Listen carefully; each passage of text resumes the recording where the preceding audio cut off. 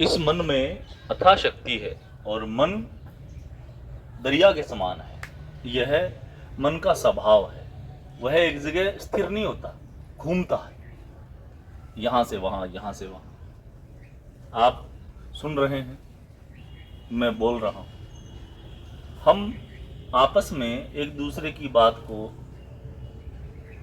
सुन रहे हैं, बोल रहे हैं, परंतु मन कहाँ है? मन हमसे कोसों दूर है। जहां आप बैठते हैं ना, वही मन नहीं होता।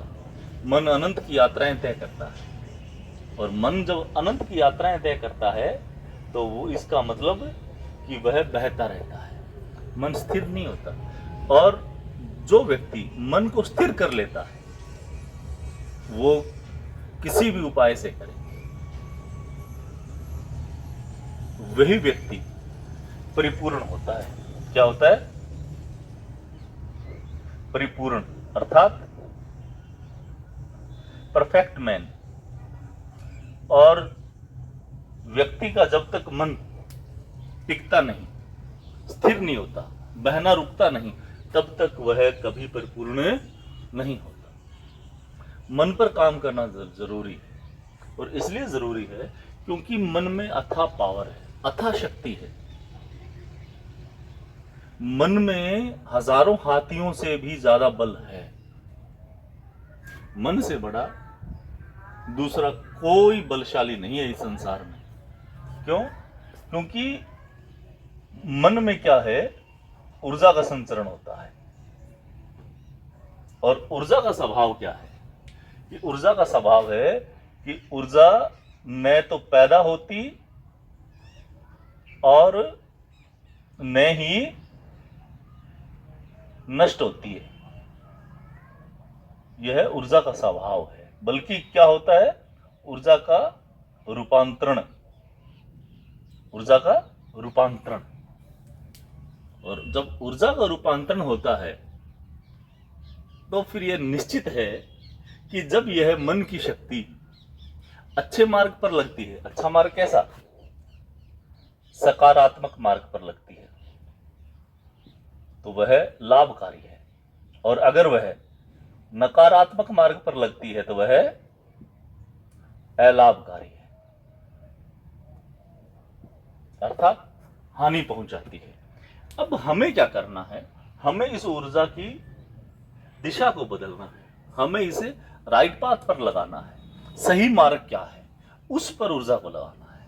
जब आप ऊर्जा को, मन को, इसकी दिशा बदल देंगे, इसको एक अच्छी दिशा में ले जाएंगे, तो निश्चित ही आपके जीवन में कल्याणकारी होगा। निश्चित ही बुद्ध की जो बात है, अवेरा की जो स्थिति है, निब्बाण का जो मार्ग है, वो आपको साफ सुथरा दिखाई देने लग जाएगा।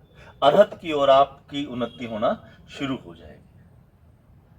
संकल्प शक्तियां जगानी पड़ती है मन की। उसके लिए मन को मजबूत, एक क्या है? अधिष्ठान। अधिष्ठान को भी और अच्छे शब्दों में हम समझे, अर्थात बहुत सिंपल भाषा में, तो अधिष्ठान है संकल्प शक्ति कि मुझे ये करना है, बस पक्का निश्चय, इरादा।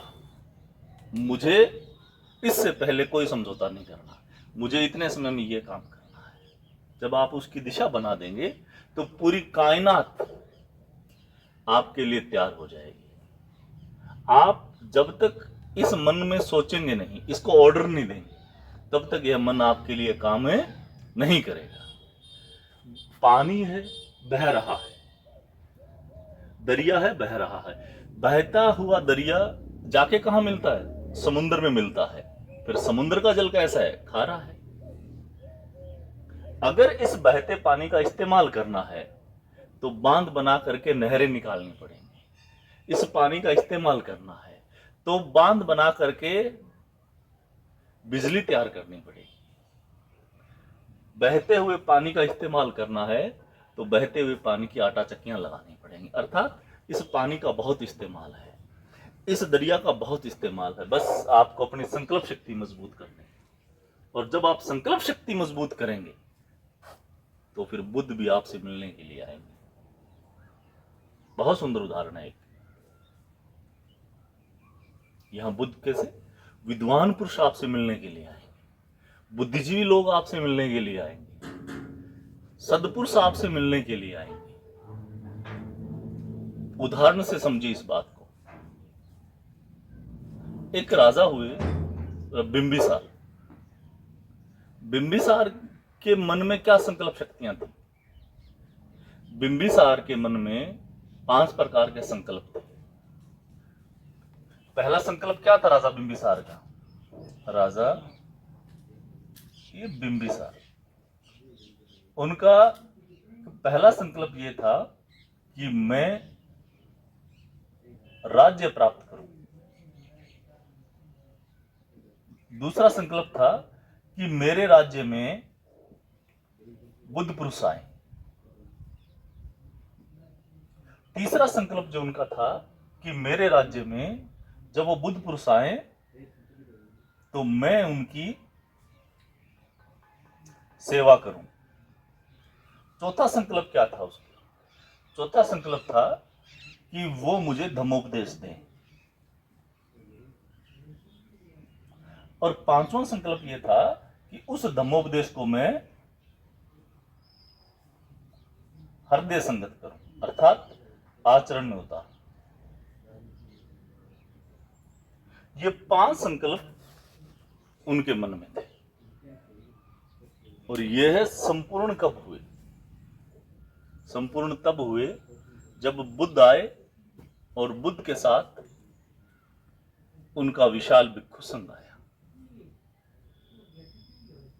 जब वह विशाल भिक्षु संघ आया, भिक्षु संघ के साथ वो बैठे, बुद्ध से धम्म की चर्चाएं की, उसके मन को शांति मिली।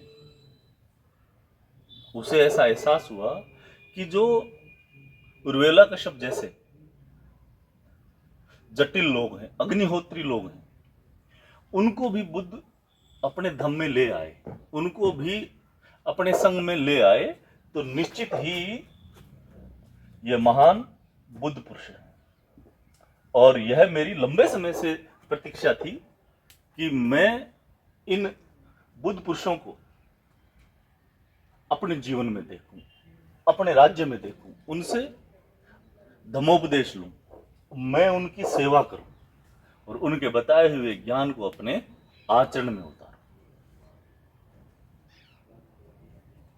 अकेले राजा बिंबिसार ने यह घोषणा की कि मैं मेरी समस्त प्रजा के साथ बुद्ध की शरण ग्रहण करता हूं। कितनी बड़ी बात है! किससे संभव हुआ? मन की संकल्प शक्ति से। क्यों? क्योंकि उसके मन में यह विचार था कि मैं जब राज्य प्राप्त करूंगा उस समय बुद्ध पुरुष मेरे पास आए, और बुद्ध पुरुष जब आए तो मुझे उनकी सेवा करने का अवसर मिले। मैं उनकी सेवा करूंगा तो मुझे वो धम्मोपदेश देंगे, और वो मुझे धम्मोपदेश देंगे तो फिर मैं उनके उस उपदेश को हृदय संगत करूंगा, आचरण में उतारूंगा। हमारे मन में भी ये रहना चाहिए, हमारे अंदर भी अच्छे संकल्प लेने चाहिए। बहुत से नौजवान इस बात के लिए हमेशा ललायित रहते हैं कि हमें आंदोलन में काम करना है, हमें इस धम्म को आगे बढ़ाना है, हमें ये मूवमेंट आगे बढ़ानी है, परंतु बढ़ाएं कैसे? समस्याएं हैं, कभी घर की, कभी परिवार की, कभी रिश्तेदारी की, कभी नौकरी की, कभी काम धंधे की। उसके मन में हजारों प्रकार के प्रश्न घूमते, वो न चाह करके भी कुछ नहीं कर पाता, वह चाह करके भी कुछ नहीं कर पाता, उसकी वह चाहत पूरी नहीं हो पाती। पूरी कैसे हो सकती है? उसकी चाहत को पूरा करने का क्या तरीका है? उसकी चाहत को पूरे करने का एक ही तरीका है कि संकल्प शक्ति मजबूत करे। उठते बैठते, खाते पीते, सोते जागते, हमेशा उसके मन में यह ध्यान रहे, यह विचार रहे कि मुझे अमुक अमुक कार्य करना है। जब इस प्रकार का विचार उसके मस्तिष्क में हमेशा घूमेगा तो वह मन की अनंत गहराइयों में वह विचार स्थायी हो जाएगा, और जब वह विचार स्थायी हो जाएगा तो यह पूरी कायनात, यह पूरा ब्रह्मांड, यह पूरी सृष्टि आपके उस विचार को पूरा करने के लिए रात और दिन काम पे लग जाएगी। फिर आप कहीं बैठेंगे, कहीं उठेंगे, कहीं बात करेंगे, कहीं सोएंगे, कहीं खाएंगे, कहीं पिएंगे। आप कुछ भी काम करेंगे तो आपका मस्तिष्क उस दिशा में अपने आप ही लग जाएगा और बुद्ध को आपके दरवाजे तक ले आएगा, राजा बिंबिसार की तरह। क्यों? क्योंकि बुद्ध का धम कैसा है, बुद्ध का दरिया के समान है। लोग क्या कहते हैं? लोग कहते हैं कि कभी दरिया प्यासे के पास नहीं जाता, प्यासे को ही दरिया के पास आना पड़ता है। परंतु बुद्ध का धम कैसा है? बुद्ध कैसे हैं? बुद्ध तो इतने महाकारुणिक हैं कि वो प्यासे आदमी के पास गए, वह महान दरिया, वह मीठे मीठे जल का स्रोत, एक एक आदमी को ढूंढ ढूंढ करके उसे पानी पिलाया। राजा बिंबिसार का उदाहरण नहीं, अनंत ऐसे उदाहरण है, अनंत ऐसे उदाहरण है कि बुद्ध जा करके उनका कल्याण करते हैं। वह चाहे उर्वेला कश्यप, वह चाहे सुनीत महत्र हो, वो चाहे अंगुलीमाल जैसा डाकू हो, उनके पास बुद्ध गए। इसलिए आप अपने मन में संकल्प धारण कीजिए। जैसे जैसे आप संकल्प धारण करेंगे वैसे वैसे आपके जीवन में बदलाव होना शुरू हो जाएगा। वो लोग जो इस आंदोलन में काम करना चाहते हैं, वो लोग जो इस मिशन को फलता फूलता हुआ देखना चाहते हैं, वो लोग जो जीवन में गृह त्यागी होकर के इस समाज को समर्पित होना चाहते हैं, उन्हें निरंतर उस विचार का ख्याल रखना चाहिए। हमेशा अपने अंतर्मन की गहराइयों में वो विचार इनपुट करते रहना चाहिए कि मुझे मूवमेंट में काम करना है, मुझे ये काम करना है, मुझे ये काम, और उसके लिए फिर प्रयासरत रहना है। तो जब आप भी कुछ काम करेंगे, आप भी प्रयासरत रहेंगे, तो दूसरे लोग भी आपके प्रति वैसा वातावरण निर्माण करना शुरू कर देंगे। इसलिए नौजवानों से मेरा कहना है कि वो 5 संकल्प जीवन में धारण करें, वो भी राजा बिंबिसार की तरह 5 संकल्प जीवन में धारण करें। उनके संकल्प क्या हो? उनके संकल्प हो कि हम संपत्तिवान बनेंगे,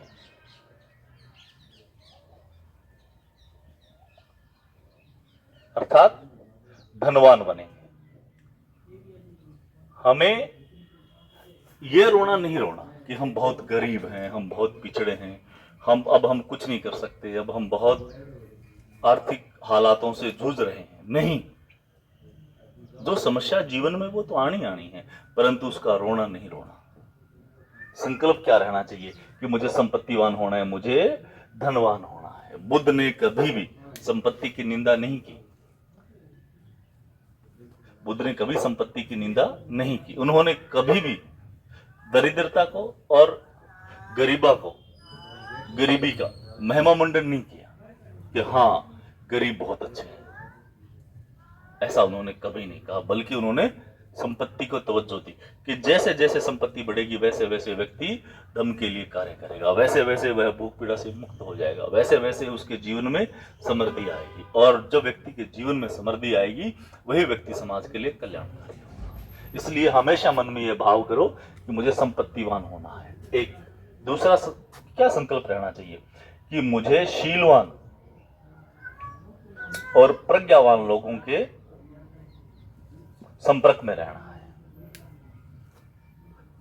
प्रज्ञावान लोगों के भी संपर्क में रहना और शीलवान लोगों के संपर्क में। जो व्यक्ति शीलवान है और फिर प्रज्ञावान नहीं है तो वह जीवन में कल्याण नहीं करेगा, परंतु जो व्यक्ति प्रज्ञावान भी है और शीलवान भी है वह तुम्हारे जीवन में उत्तम मंगल लेकर के आएगा,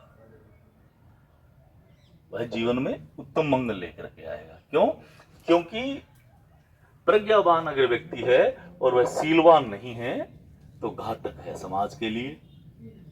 इसलिए प्रज्ञावान व्यक्ति का शीलवान होना बड़ा जरूरी है, और जब शीलवान व्यक्ति प्रज्ञावान होकर के धर्मोपदेश करता है तो निश्चित ही लोगों के जीवन में कल्याण होता है। नंबर तीसरी बात क्या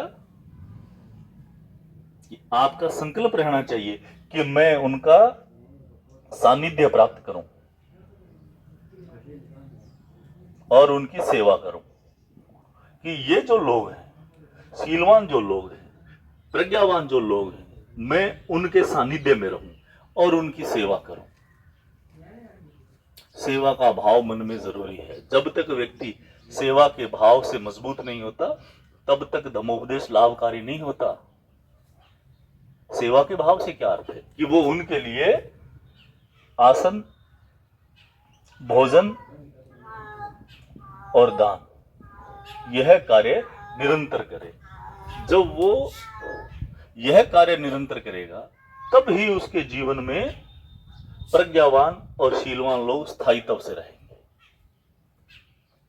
अगर वह आए हुए व्यक्ति को न आसन दे पाया, न भोजन दे पाया, न उसे ठीक से बिठा पाया, न उससे वह ठीक से बात कर पाया, तो वो उसके लिए कभी भी धर्मोपदेश नहीं करेंगे। और अगर उन्होंने धर्मोपदेश भी किया तो फिर तुम्हारा दान स्वीकार नहीं करेंगे। कृषि भारद्वाज और बुद्ध का जो प्रसंग है वह यहां बहुत महत्वपूर्ण है। तो फिर बुद्ध पुरुषों को अगर अपने पास बुलाना है तो उसका तरीका है।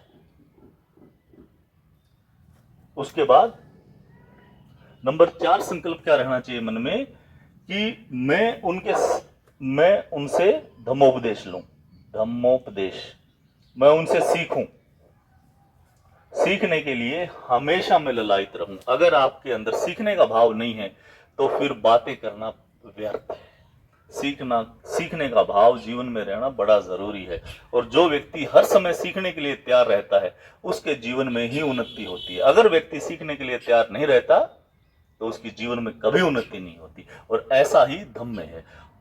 अपना जो धम्म है, बुद्ध की जो बात है वह श्रमण संस्कृति की बात है। अर्थात श्रमण कौन?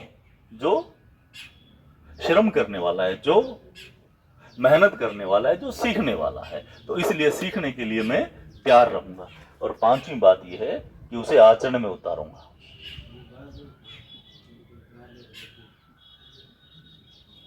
अर्थात कि मैं उसे अपने जीवन और व्यवहार में उतारूंगा। ये 5 बातें तुम्हारे जीवन में रहनी चाहिए। जब ये 5 बातें आप संकल्पबद्ध हो जाएंगे तब ही आपको सही मार्ग मिलेगा, वरना सही मार्ग नहीं मिलेगा। हाँ, ऐसे तो लोग बहुत बात करते हैं, ऐसे तो लोग तमाम प्रकार का प्रचार करते हैं। मुझे ये करना है, मुझे ये करना है, मुझे ऐसा करना था, मुझे ऐसा वैसा करने से नहीं होने वाला। कैसे होगा? जब हर समय एक ही चीज की आपके मन में रटन आ जाएगी। अगर आपको नौकरी प्राप्त करनी है तो रात दिन उसका ही चिंतन करना पड़ेगा और उसके लिए फिर प्रयास करना पड़ेगा। अगर आप इतना कहते रहें कि मुझे नौकरी करनी है, मुझे आईएएस बनना है, आईपीएस बनना है, एसपी बनना है, तो आप कहते रहें और उसके लिए काम नहीं करें तो कभी नहीं बनेंगे। अब आप अगर वो बनना है तो उसके लिए उतना अध्ययन करना पड़ेगा, उतना समय देना पड़ेगा, उतनी भागदौड़ करनी पड़ेगी। ऐसा ही धर्म के मसले पे है। अगर आपको धार्मिक होना है, धार्मिक होना है, धर्म का प्रचार करना है, प्रसार करना है, वो सारे काम करने हैं जो आपके मन में हैं, तो उनके लिए उतना आपको प्लान करना पड़ेगा, उतना काम करना पड़ेगा, उतना सीखना पड़ेगा।